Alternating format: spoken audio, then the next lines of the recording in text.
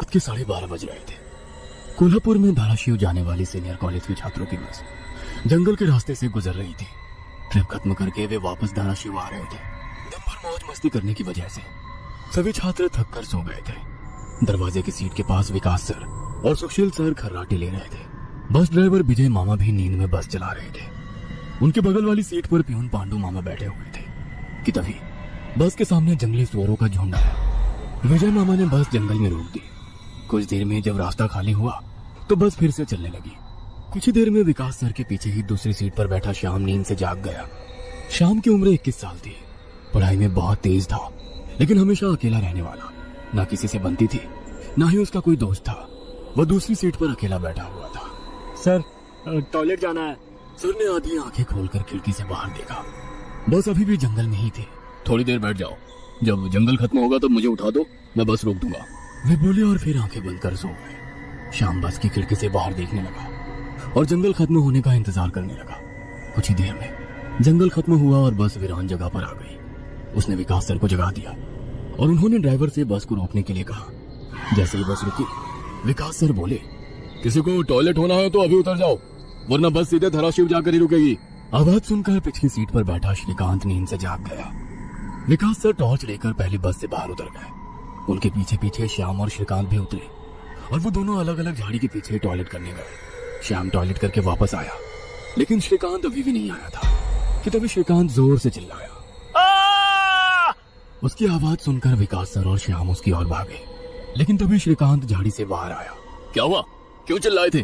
कुछ नहीं सर, चप्पल से होकर कांटा पैर में चुभा। उसकी आवाज सुनकर ड्राइवर और प्यून भी नीचे उतरे थे।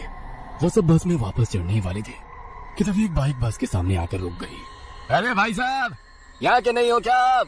क्या आपको पता नहीं कि इस रास्ते पर लोगों को हमेशा चकवा लगता है? बाइक चलाने वाला बोला।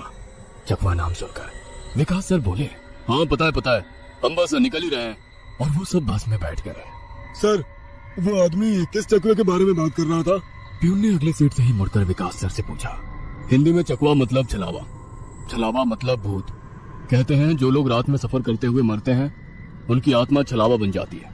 छलावा रात को सफर करते हुए यात्रियों को पकड़ लेता है और उन्हें अपने गंतव्य स्थल तक पहुंचने ही नहीं देता। वो बस उन्हें उसी जगह पर घुमाते रहता है।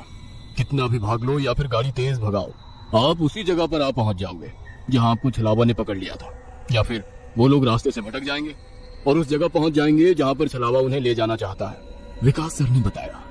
इसके बाद ड्राइवर बोला, और यात्री रात भर उसी जगह पर बार बार घूमते हैं। वो तब तक रास्ता भटकते हैं जब तक सूरज ना उगे। जैसे ही सूरज उगता है उनकी ताकत कम हो जाती है। मेरे कुछ ड्राइवर दोस्त हैं, उनको भी छलावे ने पकड़ लिया था।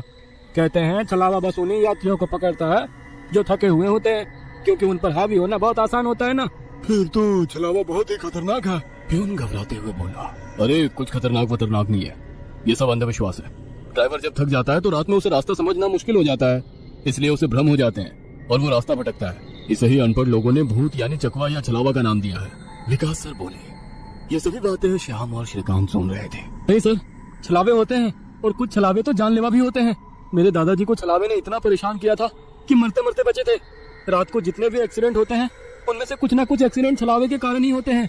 वो रात के बेरहम शिकार होते हैं। यात्रियों की थकान और डर ही उनकी ताकत होती है।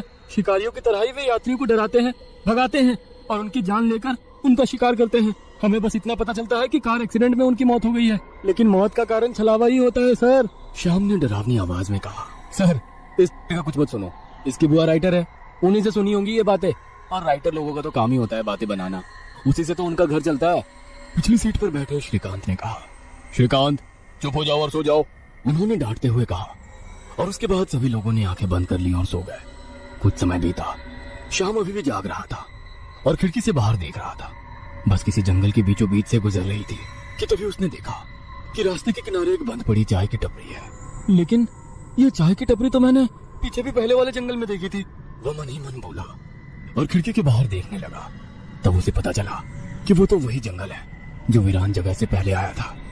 वह भागते हुए ड्राइवर के पास गया। विजय मामा नींद में बस चला रहे थे, बीच बीच में आंखें झपका रहे थे। विजय मामा, बस कौन से जंगल में है? होगी किसी जंगल में। रास्ते में जंगल कम है क्या? नहीं मामा, हम वापस उसी जंगल में पहुंच गए हैं जहाँ पर बस के सामने जंगली सुअर आ गए थे। नहीं बेटा, तुम्हें कुछ तो गलतफहमी हो रही है। वह जंगल तो कब का पीछे छूट गया है ना। उनकी बहस सुनकर विकास सर नींद से जाग गए। क्या हुआ श्याम? सर हमें छलावा लग चुका है, उसने हमें पकड़ लिया है, क्योंकि बस वापस उसी जंगल में आई है जहाँ से पहले गुजरी थी। लेकिन विकास सर भी ड्राइवर की तरह उस पर विश्वास नहीं कर रहे थे। सर अगर आपको मेरी बात पर यकीन नहीं हो रहा है तो बाहर देखो, अभी कुछ देर रास्ते के किनारे एक ट्रक दिखाई देगा जो एक्सीडेंट में पलटी हो चुका है। और कुछ ही देर में रास्ते के किनारे सभी को पलटी हुई ट्रक दिखाई दी। ये देखकर सभी हैरान हो गए थे। ड्राइवर ने भी मान लिया कि श्याम सच बोल रहा है कि तभी जंगल खत्म हो गया और बस वही सुनसान वीरान जगह पर पहुंच गई जहां पर वो कुछ देर पहले टॉयलेट करने के लिए रोक दी गई थी। ये देखकर सभी की आंखें फटी की फटी रह गई थी। विकास सर की तो बत्ती ही गोल हो गई थी। श्रीकांत पिछली सीट से आगे आ चुका था। सबके चेहरे का रंग उड़ गया था। बस अभी भी रास्ते पर चल रही थी कि तभी वो फिर से वापस वही जंगल में पहुंच गई। वो सभी जान गए कि उन्हें छलावा ने पकड़ लिया है। ड्राइवर कोई दूसरा रास्ता मिलता है या नहीं ये देख रहा था, लेकिन फिर भी बस वापस उसी जंगल में आ जाती थी। ऐसा लग रहा था कि मानो पूरी दुनिया में बस वही एक रास्ता है जो घूम फिर कर उसी जंगल में ले आता है। सर अभी इस छलावे से कैसे निकले? मैंने सुना है कि छलावे से बाहर तभी निकल सकते हैं जब सुबह हो जाए। इसका मतलब हमें रात भर इसी सड़क से गुजरना होगा, जंगल से वीराने में और वीराने से जंगल में। क्यों ना हम सुबह होने का इंतजार करते हुए उसी वीरान जगह पर रुक जाए। ड्राइवर बस चलाते हुए बोला। लेकिन शायद मैंने सुना है कि छलावे में रुकना ठीक बात नहीं है। नहीं सर, मेरी बुआ ने बताया था कि अगर सेफ जगह मिल जाए तो रुकने में कोई परेशानी नहीं है। बस इतना ही पता है तुम्हें, और कोई तरीका नहीं है क्या? है, लेकिन वो अभी के लिए नहीं है। और वैसे भी अगर जिस छलावे ने हमें पकड़ा है अगर वो कमजोर हुआ तो उसकी शक्तियाँ कुछ ही देर में कमजोर हो जाएंगी और हम छलावे से छूट जाएंगे। फिर वो छलावा हमें नहीं पकड़ सकता। इन सभी की बातें सुनकर सोए हुए सुशील सर जाग गए। अरे क्या हुआ? आ गया क्या मेरा बोरगांव? सुशील सर उबासी लेते हुए बोले। तभी सभी ने उन्हें घटी हुई घटना बता दी। यह सुनकर सुशील सर के तो मानो होश ही उड़ गए। लेकिन तभी ड्राइवर जोर से चिल्लाया, सर आगे एक गांव आया है। यह सुनकर सभी लोग ड्राइवर की तरफ भागे। तब उन्हें रास्ते के किनारे एक बोर्ड दिखाई दिया जिस पर लिखा था, बोरगांव में आपका स्वागत है।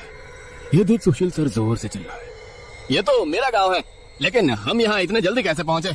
हमें तो कोल्हापुर से निकले मुश्किल से 2 घंटे हो गए हैं और मेरा गांव कोल्हापुर से 6-7 घंटे की दूरी पर है।